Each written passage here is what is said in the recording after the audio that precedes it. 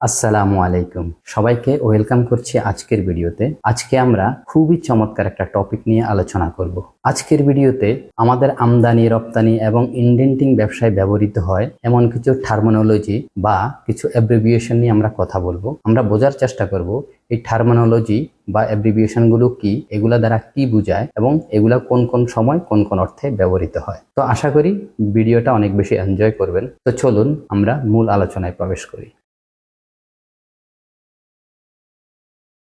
সর্বপ্রথম যে অ্যাব্রিভিয়েশনটা নিয়ে কথা বলবো সেটা হলো অন্ট্রাপো বাণিজ্য বা এন্টারপোর্ট ট্রেড। দেখুন, এটা হলো এমন এক বিজনেস যেখানে আপনি কোনো একটা পণ্য আমদানি করে সেই পণ্যের কোনো ধরনের গুণগত মান বা পরিমাণগত পরিবর্তন না করে তার সাথে ন্যূনতম 5% যোগ করে আপনি অন্য কোনো দেশে বিক্রি করবেন বা এক্সপোর্ট করবেন। এই ধরনের ব্যবসাকে মূলত বলা হয় অন্ট্রাপো বাণিজ্য বা এন্টারপোর্ট ট্রেড। তবে এক্ষেত্রে সাধারণ নিয়ম হলো আপনি যেই পোর্ট দিয়ে প্রোডাক্টটা ইম্পোর্ট করবেন ঠিক সেই পোর্ট দিয়েই এক্সপোর্ট করবেন। তবে বিশেষ ক্ষেত্রে যদি এমন হয় যে আপনাকে পোর্ট পরিবর্তন করতে হয়, লাইক আপনি হয়তো কোনো একটা প্রোডাক্ট চায়না থেকে ইম্পোর্ট করেছেন, এখন সেটা সুদানে বিক্রি করতে চাচ্ছেন, সেই ক্ষেত্রে চায়না থেকে হয়তো প্রোডাক্টটা চট্টগ্রাম পোর্টে আসছে, সাধারণ নিয়ম হলো আপনাকে চট্টগ্রাম পোর্ট দিয়েই কিন্তু সুদানে এক্সপোর্ট করতে হবে। কিন্তু যদি এমন হয় যে আপনার পোর্ট পরিবর্তন করতে হবে, আপনাকে চট্টগ্রাম পোর্ট থেকে হয়তো মংলা পোর্টে নিয়ে আসতে হবে, সেক্ষেত্রে আপনাকে বাণিজ্য মন্ত্রণালয়ের পারমিশন নিতে হবে।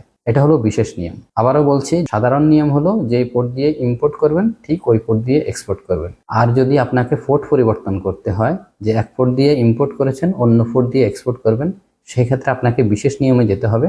আর সেটা হলো বাণিজ্য মন্ত্রণালয় থেকে আপনাকে অনুমোদন নিতে হবে। বাণিজ্য মন্ত্রণালয় থেকে অনুমোদন নেওয়ার পরেই আপনি অন্য পোর্ট দিয়ে এক্সপোর্ট করতে পারবেন। এই ধরনের ট্রেডকে মূলত বলা হয় অন্ট্রাপো বাণিজ্য বা এন্টারপোর্ট ট্রেড। আশা করি বুঝতে পেরেছেন। তারপরে বলবো আমদানি মূল্য। আমদানি মূল্য বলতে সাধারণত বোঝানো হয় যে কোনো প্রোডাক্ট আপনি ইম্পোর্ট করার পরে প্রোডাক্টের যে মূল কস্ট সেই সাথে যে ফ্রেট কস্টটা আছে ওইটা যোগ হওয়ার পরে যে কস্টটাই দাঁড়াবে ওটাকেই বলা হয় সাধারণত আমদানি মূল্য, যেটাকে আমরা সিএফআর কস্ট বলে থাকি। সিএফআর এর ফুল ফর্ম হলো কস্ট অ্যান্ড ফ্রেট। যখন কোনো একটা প্রোডাক্টের কস্ট এবং ফ্রেট যোগ করা হবে দেন সেটাকেই মূলত বলা হবে ইম্পোর্ট ভ্যালু বা আমদানি মূল্য। আশা করি বুঝতে পেরেছেন।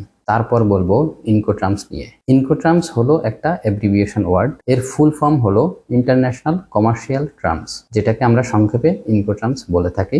এই ইনকোট্রামস মূলত দুই ধরনের হয়ে থাকে, একটা হলো পেমেন্ট ট্রামস আর একটা হলো শিপিং ট্রামস। তো পেমেন্ট ট্রামস কি, আমদানি রপ্তানি ব্যবসায় কতগুলো পেমেন্ট ট্রামস আছে, এসব নিয়ে আমাদের ইন্ডিভিজুয়াল একটা ভিডিও থাকবে, সেখানে আমরা এই প্রত্যেকটা ব্যাপার নিয়ে ইন ডিটেলস আলোচনা করব। আশা করি সেখানে আপনাদের এই ব্যাপারগুলো আরো ক্লিয়ার হয়ে যাবে। দেন হলো শিপিং ট্রামস। তো শিপিং ট্রামস কি, আপনি কোন কোন ট্রামসের উপরে শিপমেন্ট করাবেন অথবা কোন কোন ট্রামসের শিপমেন্টের সুবিধা অসুবিধা কি, এসব নিয়েও আমাদের ইন্ডিভিজুয়াল একটা ভিডিও থাকবে, সেখানে আমরা এই প্রত্যেকটা ব্যাপার নিয়ে ইন ডিটেলস আলোচনা করব। আশা করি সেখানে আপনাদের এই ব্যাপারগুলো আরো ক্লিয়ার হয়ে যাবে। তো এবার বলবো এইচএস কোড নিয়ে। এইচএস কোড এর ফুল ফর্ম হলো the harmonized commodity description and coding system. HS code হলো একটা নিউমেরিক সংখ্যা যেখানে সর্বনিম্ন 8টা কোড থেকে সর্বোচ্চ 16টা কোড পর্যন্ত হয়ে থাকে। তো দেখুন, সারা পৃথিবীব্যাপী যতগুলো প্রোডাক্ট আমদানি রপ্তানি হয় এই প্রোডাক্টগুলোকে একটা নির্দিষ্ট কোডে স্পেসিফিকলি আইডেন্টিফাই করার জন্য মূলত এইচএস কোড ব্যবহার করা হয়। এবং সারা পৃথিবীতে প্রত্যেকটা দেশের কাস্টমসই এই এইচএস কোডের মাধ্যমে এইসব পণ্যের উপর ব্যাট এবং ট্যাক্স কালেক্ট করে। তো এইচএস কোডের উপরও আমাদের একটা ইন্ডিভিজুয়াল ভিডিও থাকবে, সেখানে ইনশাল্লাহ আমরা এসব নিয়ে ইন ডিটেল আলোচনা করব। আশা করি সেই ভিডিওর মাধ্যমে আপনারা এইচএস কোডের ব্যাপারে আরো অনেক বেশি জানতে পারবেন। এখন শুধুমাত্র এই অ্যাব্রিভিয়েশনটার ফুল ফর্মটাই বললাম। তারপরে আরেকটা টার্মিনোলজি আপনারা প্রায় শুনে থাকবেন, সেটা হলো অ্যাডহক কমিটি অথবা অ্যাডহক ডিরেক্টর। অ্যাডহক শব্দটা মূলত ল্যাটিন একটা শব্দ যার বাংলা অর্থ হলো ভারপ্রাপ্ত। তো মাঝে মাঝে দেখবেন বিশেষ করে আমদানি রপ্তানির ক্ষেত্রে আপনারা অ্যাডহক কমিটি অথবা অ্যাডহক ডিরেক্টর এই ধরনের ওয়ার্ডগুলো শুনে থাকবেন। এই শব্দগুলো মূলত শুনে থাকবেন কারণ হলো কোনো একটা নির্দিষ্ট কাজের জন্য অথবা কোনো একটা নির্দিষ্ট সময়ের জন্য যখন কোনো কমিটি নির্ধারণ করা হয় এই ধরনের কমিটিকে মূলত বলা হয় অ্যাডহক কমিটি, অথবা এই ধরনের ডিরেক্টরদেরকেই মূলত আপনার বলা হয় অ্যাডহক ডিরেক্টর। আশা করি বুঝতে পারছেন। এখন আমরা কথা বলবো সেলস কন্ট্রাক্ট বা বাইং কন্ট্রাক্ট নিয়ে। তো এটা খুবই সাধারণ একটা ব্যাপার, আশা করি নাম শুনে আপনারা বুঝতে পেরেছেন। সেলস কন্ট্রাক্ট এবং বাইং কন্ট্রাক্ট হলো কোনো একটা কনসাইনমেন্ট হওয়ার আগে আমদানিকারক এবং রপ্তানিকারকের ভিতরে যে ধরনের চুক্তিপত্র হয় এবং যেসব কন্ডিশনগুলো থাকে এইসব চুক্তিতে, এই ধরনের চুক্তিকে সাধারণত সেলস কন্ট্রাক্ট বা বাইং কন্ট্রাক্ট বলা হয়। এখন বলবো পিআই নিয়ে। পিআই এর ফুল ফর্ম হলো প্রোফর্মা ইনভয়েস। এই প্রোফর্মা ইনভয়েস এটা এমন এক ডকুমেন্টস, এটা সাধারণত সেলার তার কোম্পানির লেটার প্যাডে দিয়ে থাকে। নর্মালি সেলারের দেওয়া এই পিআই বা প্রোফর্মা ইনভয়েসের উপর ভিত্তি করেই কিন্তু আমদানিকারক বা ইম্পোর্টার অথবা বায়ার তিনি এলসিটা ওপেন করে থাকেন। তো এই প্রোফর্মা ইনভয়েস নিয়েও আমাদের ইন ডিটেলস একটা আলাদা ভিডিও থাকবে, সেখানে আমরা বলবো প্রোফর্মা ইনভয়েস কি, প্রোফর্মা ইনভয়েসের ভিতর কি কি কন্ডিশনগুলো থাকা উচিত, একটা আদর্শ প্রোফর্মা ইনভয়েস কেমন হয়, এসব নিয়ে আমরা ইন ডিটেল কথা বলবো। আশা করি সেই ভিডিওটা দেখলে আপনারা ক্লিয়ার হয়ে যাবেন। তারপর আমরা যেটা নিয়ে কথা বলবো সেটা হলো সিপিও। সিপিও এর ফুল ফর্ম হলো corporate purchase order. Corporate purchase অর্ডারটা মূলত সেই সময় ব্যবহার করা হয় যখন আপনি কোনো একটা প্রোডাক্ট খুব হিউজ পরিমাণে ইম্পোর্ট করবেন অথবা বাল্ক কোয়ান্টিটিতে ইম্পোর্ট করবেন, সেই সব ক্ষেত্রেই মূলত এই কর্পোরেট পারচেজ অর্ডারটা ব্যবহৃত হয়। লাইক ধরুন আপনি 1000 টন গম ইম্পোর্ট করবেন অথবা 1500 টন ভুট্টা ইম্পোর্ট করবেন, সেই ক্ষেত্রে কিন্তু আপনার এই সিপিওটা লাগবে। কেননা হয়তো আপনার যে সাপ্লায়ার আছেন উনি হয়তোবা আপনাকে একত্রে এই 1000 মেট্রিক টন গম দিতে পারবে না অথবা 1500 মেট্রিক টন ভুট্টা দিতে পারবে না। সেই ক্ষেত্রে আপনাদের ভিতরে একটা কর্পোরেট পারচেজ অর্ডার থাকবে, যেখানে উল্লেখ থাকবে যে আপনি প্রথম কনসাইনমেন্টে কতটুকু দিবেন, দ্বিতীয় কনসাইনমেন্টে কতটুকু দিবেন, অথবা এটার প্রাইস কেমন হবে, অথবা কত সময় ধরে দিবেন, প্রথম লট দেওয়ার পরে দ্বিতীয় লট কতদিন পরে দিবেন, অথবা এর ভিতর যদি ইন্টারন্যাশনাল মার্কেটে প্রাইস বেড়ে যায় সেটা কত পার্সেন্ট পর্যন্ত বাড়তে পারে, এইসব নিয়ে ইন ডিটেল আলোচনা থাকবে। এই ধরনের পারচেজ অর্ডারকেই মূলত বলা হয় সিপিও বা কর্পোরেট পারচেজ অর্ডার। আশা করি বুঝতে পেরেছেন। এখন আমরা কথা বলবো সব থেকে বেশি প্রচলিত টার্মিনোলজি নিয়ে, যেটাকে আমরা এলসি বলে থাকি। আমাদের দেশে এলসি শব্দটা সব থেকে বেশি এবং রেগুলারলি শোনা যায়। তো এলসিটা তেমন কঠিন এবং জটিল কিছুই না। এলসি এর ফুল ফর্ম হলো লেটার অফ ক্রেডিট। তো এলসিটা হলো ব্যাংক থেকে প্রাপ্ত 3 থেকে 4 পৃষ্ঠার একটা ডকুমেন্টস, যেখানে বেশ কিছু ক্লজ থাকে যে একটা প্রোডাক্ট বায়ার কিভাবে ইম্পোর্ট করবে অথবা সেলার কিভাবে কোন কোন কন্ডিশনের উপর এক্সপোর্ট করবে। তো কন্ডিশনগুলো সাধারণত হয়ে থাকে যিনি কাস্টমার ওনার নাম ঠিকানা, তারপর যিনি সাপ্লাই করবেন ওনার নাম ঠিকানা, প্রোডাক্টের নাম, প্রোডাক্টের ভ্যালু, প্রোডাক্টের এইচএস কোড, দেন হলো প্রোডাক্টটা কত দিনের ভিতর শিপমেন্ট করবে, কতটুকু কোয়ান্টিটি শিপমেন্ট করবে, প্রোডাক্টের পার ইউনিট প্রাইস কত, প্রোডাক্টটা শিপমেন্ট হওয়ার সময় কোন কোন ডকুমেন্টস দিবে, এই জাতীয় অনেকগুলো ক্লজ থাকে। আর এগুলো নিয়েই মূলত এলসিটা তৈরি হয়। তো এলসি এই শব্দটা শুনলে অনেকে ভয় পান, অনেকে এটাকে খুব কঠিন এবং জটিল মনে করেন। আসলে কঠিন এবং জটিল কিছুই না। তো এলসি নিয়েও আমাদের ইন্ডিভিজুয়াল একটা ভিডিও থাকবে, যেখানে এই এলসির ব্যাপারে আমরা ইন ডিটেইল সবকিছু আলোচনা করব। আশা করি সেই ভিডিওর মাধ্যমে এলসির ব্যাপারটা আপনাদেরকে আরো বেশি ক্লিয়ার করে দেব। তারপর আমরা যে টার্মিনোলজি নিয়ে কথা বলবো সেটা হলো পোষক কর্তৃপক্ষ। তো পোষক কর্তৃপক্ষ বলতে সাধারণত বিভিন্ন ধরনের প্রশাসনিক কর্তৃপক্ষকেই বোঝায়, যে কর্তৃপক্ষগণ আমদানিকারক এবং রপ্তানিকারকদের বিভিন্ন সময় বিভিন্নভাবে বিভিন্ন পর্যায়ে নিয়ন্ত্রণ করে থাকে। এই ধরনের কর্তৃপক্ষদেরকেই সাধারণত বলা হয় পোষক কর্তৃপক্ষ। তারপরে যে অ্যাব্রিভিয়েশনটা নিয়ে কথা বলবো সেটা হলো আইপি। আইপি এর ফুল ফর্ম হলো ইম্পোর্ট পারমিট। দেখুন, একজন আমদানিকারক হিসেবে আপনাকে বিভিন্ন সময় বিভিন্ন প্রোডাক্ট আমদানি করার জন্য এলসি ওপেন করার আগে আইপি কালেক্ট করতে হবে। এই আইপিটা মূলত যেসব প্রশাসনিক দপ্তর থেকে কালেক্ট করবেন তাদেরকেই মূলত বলা হয় পোষক কর্তৃপক্ষ।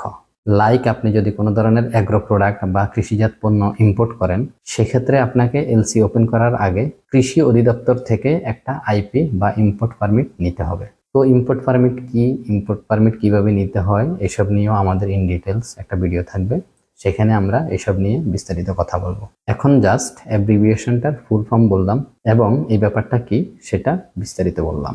আইপির পরে এখন আমরা যেটা নিয়ে কথা বলবো সেটা হলো সিপি।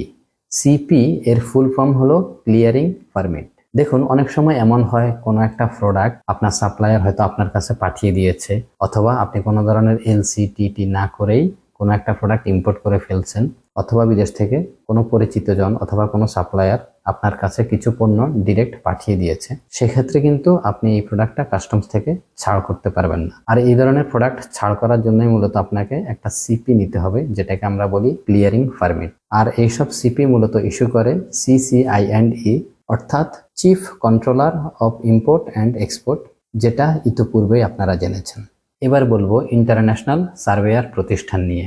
দেখুন, আমরা যারা ইম্পোর্ট করি আমাদের অনেক সময় অনেক প্রোডাক্ট ইন্সপেকশন করতে হয়। এই ধরনের ইন্সপেকশনগুলো করে মূলত ইন্টারন্যাশনাল সার্ভেয়ার এইসব প্রতিষ্ঠান। তো কোনো একটা প্রতিষ্ঠানকে ইন্টারন্যাশনাল সার্ভেয়ার হিসেবে প্রতিষ্ঠিত হওয়ার জন্য তাকে মিনিমাম 3টা ক্রাইটেরিয়া মেনটেন করতে হবে। তার ভিতর সর্বপ্রথম ক্রাইটেরিয়া হলো এই ধরনের ইন্সপেকশনের কাজে সেই প্রতিষ্ঠানকে মিনিমাম 10 বছরের অভিজ্ঞতা থাকতে হবে। তারপর দ্বিতীয় ক্রাইটেরিয়া হলো সেই প্রতিষ্ঠানকে ISO 17020 সনদপ্রাপ্ত হতে হবে।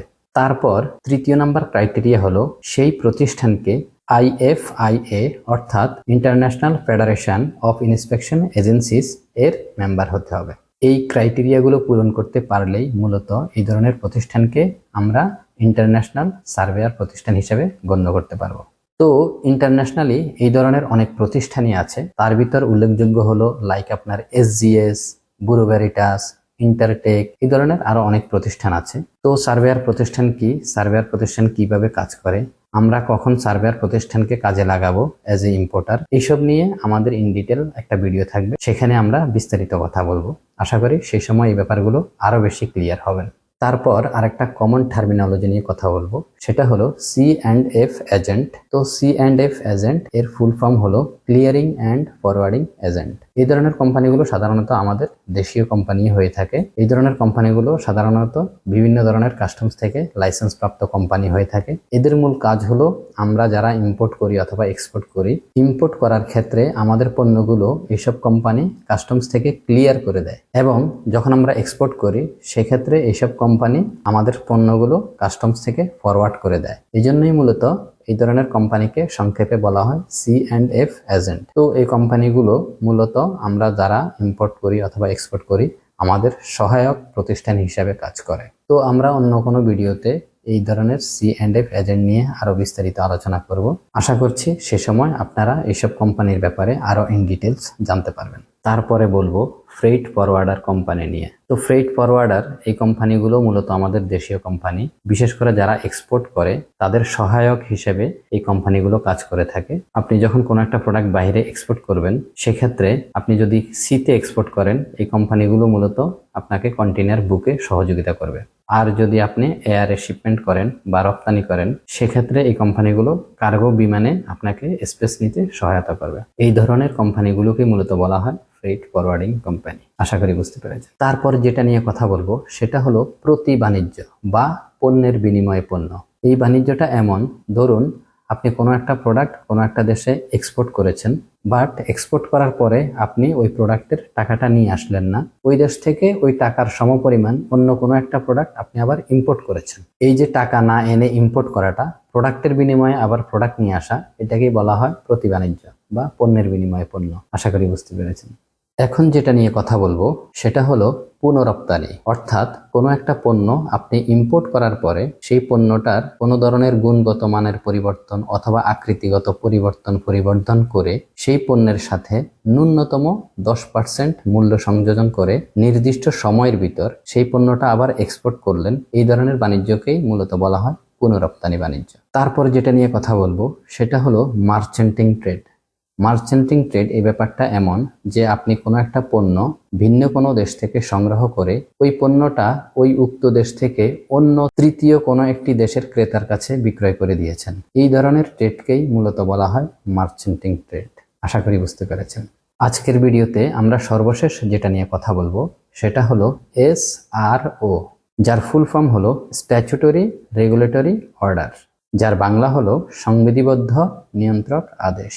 তো এই ব্যাপারটা এমন, ধরুন আমাদের দেশে আপনার আমদানি পলিসি আছে, রপ্তানি পলিসি আছে, তো এগুলো মূলত সাধারণত গভর্নমেন্ট থেকে নিয়ন্ত্রিত হয়। বাট দেখা যায় এমন হয় যে মাঝে মাঝে কোনো একটা জরুরি পরিস্থিতিতে অথবা কোনো একটা সিচুয়েশন ক্রিয়েট হয়েছে, যার জন্য গভর্নমেন্টকে তাৎক্ষণিক নতুন কোনো সিদ্ধান্ত নিতে হয়, যেটা এই আমদানি পলিসি অথবা রপ্তানি পলিসির ভিতর নাই। তো এই ধরনের যে সিদ্ধান্তগুলো নিতে হয়, এই সিদ্ধান্তগুলো নেওয়ার জন্য যে বিজ্ঞপ্তিটা দেওয়া হয়, এই ধরনের বিজ্ঞপ্তিকে মূলত সংক্ষেপে বলা হয় SRO, স্ট্যাচুটরি রেগুলেটরি অর্ডার। তো এই ধরনের সিদ্ধান্ত প্রায় আসে আপনার, বিশেষ করে NBR থেকে আসে অথবা কাস্টমস থেকে আসে। তো মাঝে মাঝে এমন হয়, লাইক আপনার যে NBR এর চেয়ারম্যান, কাস্টমসের কমিশনার বা অর্থ মন্ত্রণালয় সহ সকলে মিলে বসে একটা নতুন সিদ্ধান্ত নিয়ে আসে। এই সিদ্ধান্তগুলো দেওয়ার জন্য যে বিজ্ঞাপনটা জারি করে তাকে বলা হয় SRO, স্ট্যাচুটরি রেগুলেটরি অর্ডার। আশা করি এই ব্যাপারটাও বুঝতে পেরেছেন। তো আজ তাহলে এই পর্যন্তই থাকুক। এতক্ষণ কষ্ট করে ভিডিওটা দেখার জন্য সকলকে অসংখ্য ধন্যবাদ। ইনশাল্লাহ দেখা হবে পরবর্তী ভিডিওতে। সে পর্যন্ত সবাই ভালো থাকবেন। আল্লাহ হাফেজ।